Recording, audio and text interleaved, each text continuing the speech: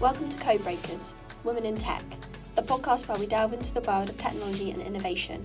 Join me, Candice, as I meet inspiring women from the southwest of England's tech ecosystem and dive into the journeys of tech leaders who are breaking barriers and paving the way for future generations. Hi everyone, welcome back to Codebreakers, Women in Tech. I'm really excited to welcome Laura Davies to the podcast and delve into her journey as a tech founder, doctor and mother. Laura is a GP with a focus on women's health, and she's also the co-founder of Mumie, an application that empowers new mothers about their postnatal bodies and emotions and helps them access support.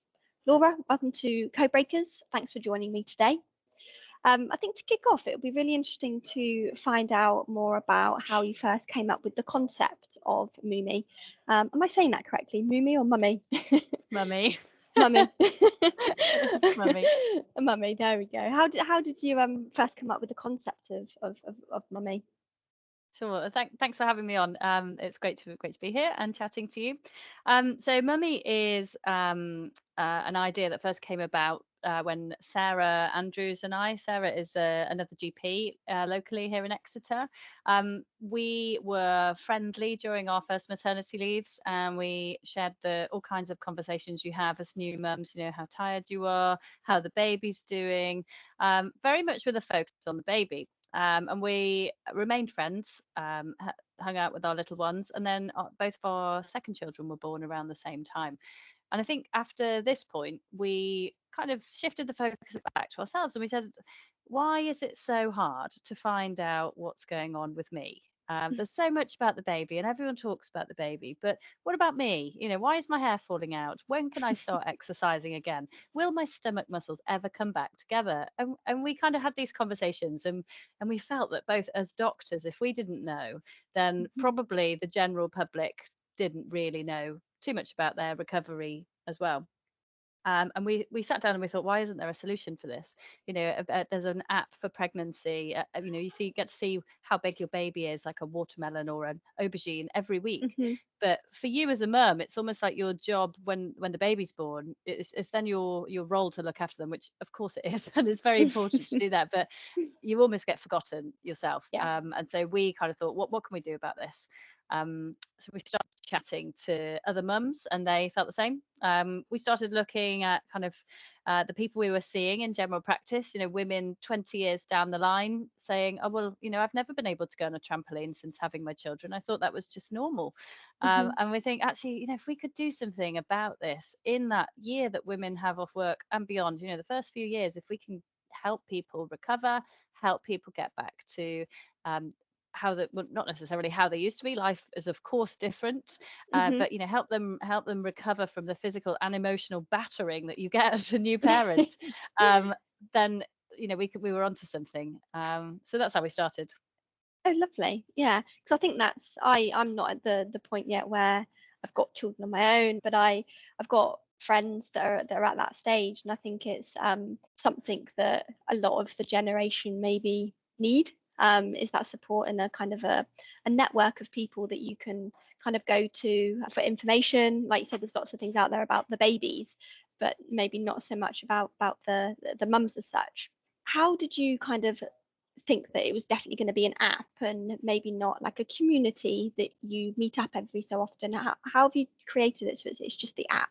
So we felt really strongly that women need to be presented with the information to enable them to make empowered decisions. That's what we do as GPs. We consult with people, we give them the information, and then it's up to them. I mean, a lot of what I experienced in motherhood and some of my work since then as a specialist in perinatal mental health, we were educating professionals to spot the signs of these things, but what we found is that women were not getting their bums in the seats at the GP surgery. And so I think there's a lot of community out there. There's lots of mum and baby groups. There's lots of things on the internet. There's apps like Peanut, which are building the communities. So what we're trying to do is when a mum is, for instance, sat at home on her own, those long hours looking after a baby at night, feeding them, she's on her phone, she's scrolling. And you can look at some mindless rubbish on Instagram, or you can look at, you can watch box sets all night. But what we thought is, if we've got something that's quite useful, then she can use that time to digest the information that we're giving. And what we're hoping is that by empowering women with information, it's going to help them positively choose their health contacts. If women don't know that what they're experiencing doesn't have to be normal, then they're not going to do anything about it. So I think there's a lot of community out there, but these communities are not having these taboo conversations. So we want to break the taboo and get people talking about the kind of things that people just presume as part of motherhood. Yeah, and in a lot of cases, I would assume that somebody who is experiencing something and thinks that it is maybe abnormal, actually when they share it, it's completely normal, just nobody's Yeah. shared that information. Yeah. And then you're kind of a little bit worried, scared, apprehensive about maybe sharing it because you're scared that nobody else is feeling that way or have the same symptoms, those kind of things. You So I don't think go to a baby group and say, I'm hating being a mum and I'm still weeing myself 6 months later. It's just not the way you start a conversation with people, yeah. Well, even for the baby groups, I would imagine that they're all centered around the baby, essentially. Yeah. Yeah. And yes, the mothers do get to go there and kind of socialize with other mothers and things like that, but fundamentally they're for the baby's benefit as such. It's really hard to admit when you're not loving motherhood. The kind of narrative is that it's the most wonderful experience of your life and you should cherish every moment. There are plenty of cherishable moments, but there are also some really difficult moments, and these are not talked about at the baby groups and in the communities. I think if you're lucky and you've got some really close friends, you might open up, but there's just so much evidence that there are so many barriers to women disclosing how they're really feeling and what their real symptoms are, because of this almost social media sheen on motherhood. And is there a clear lack of support for new mothers? I wouldn't go as far as saying there's a lack of support, but I think there's definitely a timeline of support that is offered as standard NHS care. So throughout a pregnancy, a woman will see a midwife, and as part of that midwife visit, in the later stages of pregnancy, they'll be seen at least every 2 weeks. And there's always a focus on, how are you doing? How is your emotional health? Um, After the baby's born, she's regular visits from a midwife, usually up to about 2 weeks. They tend to stop coming once babies reach birth weight, happy that mum's doing okay, that feeding's going okay. Then there's a check-in with a health visitor around that period as well, and then a GP visit at about 6 to 8 weeks. And then it all pretty much just stops. There is still contact with health visiting services, but they are unfortunately under immense pressure at the moment. And so generally speaking, if there's no concerns highlighted, a health visitor's not going to keep in touch with the mum. So there's this kind of huge void from about 6 to 8 weeks where, from experience, you go to a 6 to 8 week check up with your baby, which is often mum and baby, same appointment.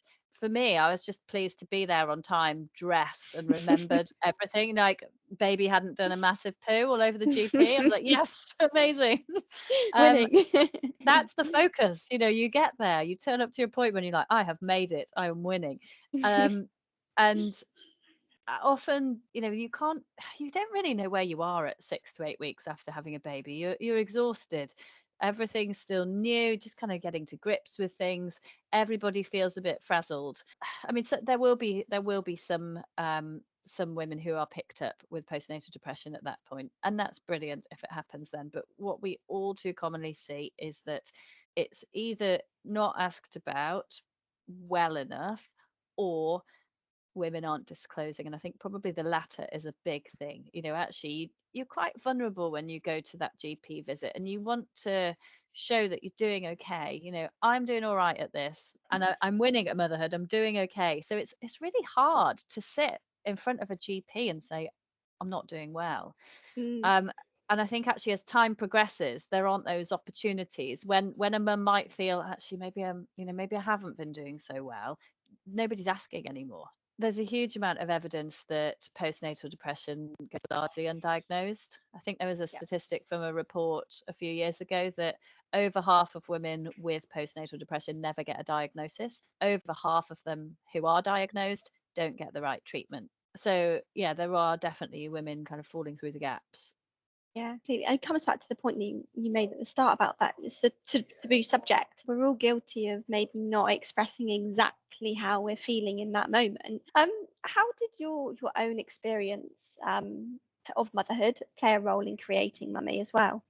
I think at the risk of an overshare here, um, I really struggled with something called birth trauma, Okay. which is a form of post-traumatic stress disorder after a baby's born.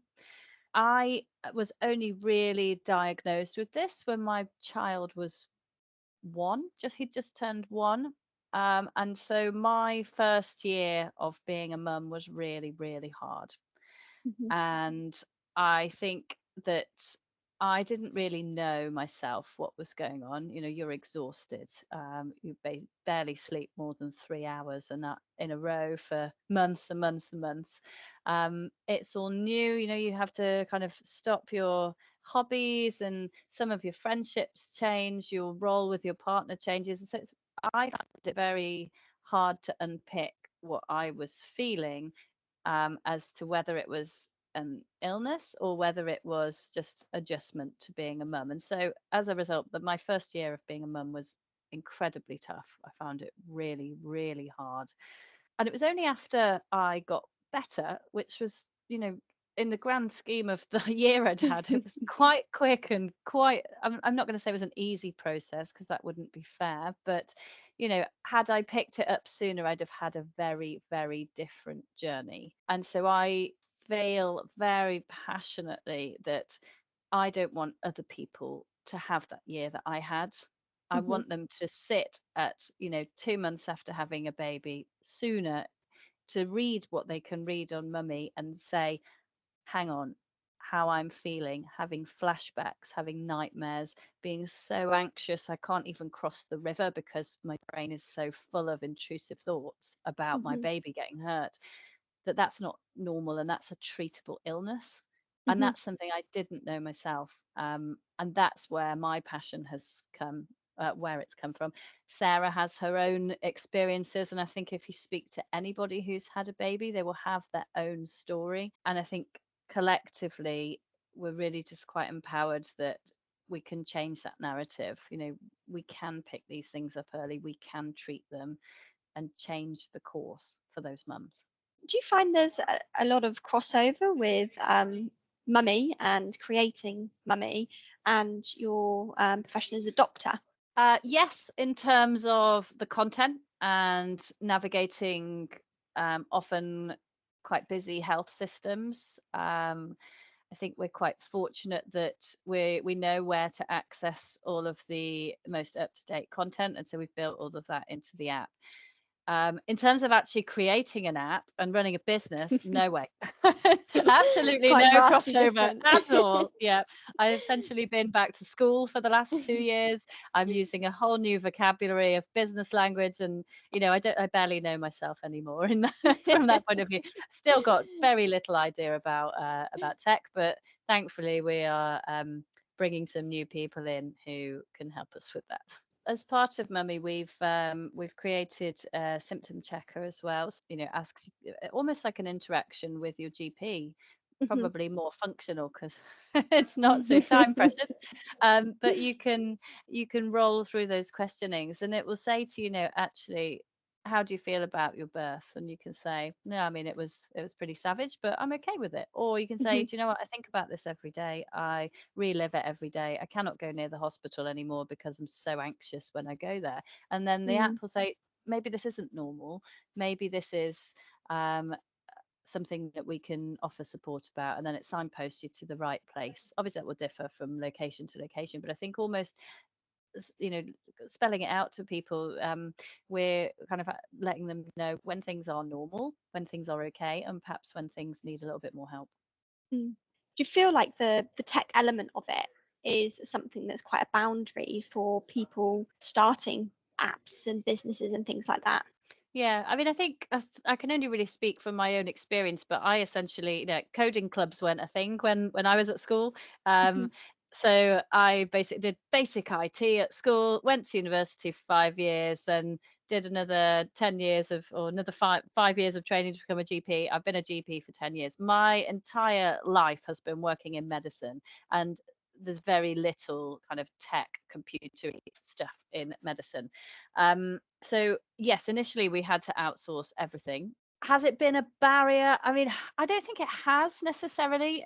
We're really lucky that we've been involved with Exeter University and the Set Squared Business Accelerator, and they've kind of helped us identify, because we didn't know what we didn't know, and Mhm. fill the gaps. We're lucky that we received a grant from Innovate UK, which enabled us to fund a subcontractor to help with the development. So we've not really had to do much of the tech stuff ourselves, Mhm. but what we have done, we've learned as we've gone along.